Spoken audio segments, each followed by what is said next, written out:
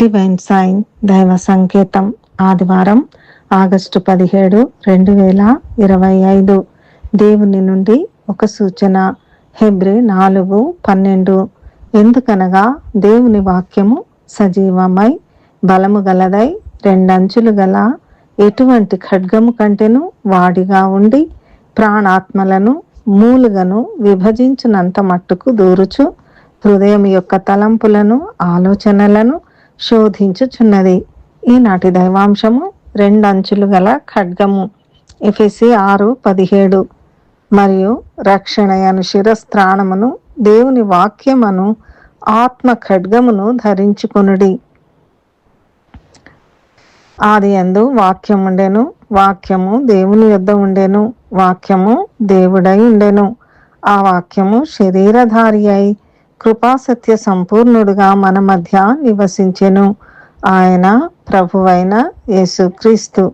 దేవుని వాక్యము సజీవమై బలము గలదై ఉన్నది. క్రీస్తును గూర్చిన మాట వినుట వలన విశ్వాసము కలుగును. యెహోవా వాక్యము ఆకాశమందు నిత్యము నిలకడగా ఉన్నది. ఏలయనగా సర్వ శరీరులు గడ్డిని పోలిన వారు, వారి అందమంతయు గడ్డి పువ్వు వలె ఉన్నది. గడ్డి ఎండును, దాని పువ్వును రాలును, అయితే ప్రభువు వాక్యము ఎల్లప్పుడూ నిలుచును.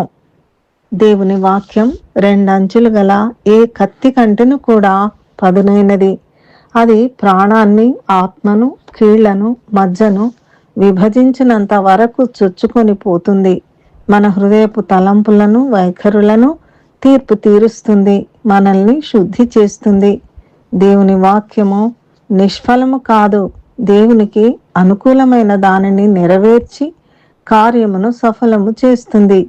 న్యాయాధిపతులు 3:15-17 వరకు చూస్తే, దేవుని ప్రజల కొరకు దేవుడు ఏహూదును ఎన్నుకొని రెండంచులు గల ఖడ్గం ద్వారా అతని చేత మోయాబు రాజైన ఎగ్లోనును చంపించి తన ప్రజలను విడిపించి వారికి విజయము దయచేశాడు. ఇర్మియా 23:29లో నా మాట అగ్ని వంటిది కాదా, బండను బద్దలు చేయు సుత్తె వంటిది కాదా అని ఆయన ప్రశ్నిస్తున్నాడు. ఈ సందర్భముగా దేవుడు మనతో మాట్లాడుచున్న దైవాంశము 2 తిమోతి 3:16-17 వచనములు. దైవజనుడు సన్నద్ధుడై ప్రతి సత్కార్యమునకు పూర్ణముగా సిద్ధపడి ఉండునట్లు దైవావేశము వలన కలిగిన ప్రతి లేఖనము ఉపదేశించుటకును, ఖండించుటకును, తప్పు దిద్దుటకును, నీతి యందు శిక్ష చేయుటకును ప్రయోజనకరమై ఉన్నది. దేవుడు మనల దీవించి తన వాక్యమనే రెండంచుల ఖడ్గము చేత మనలను సంధించి సరిచేసి తన కొరకు వాడుకొనుగాక. మా ప్రియ పరలోక తండ్రి, నీ వాక్యము సజీవమై బలము గలదైనది.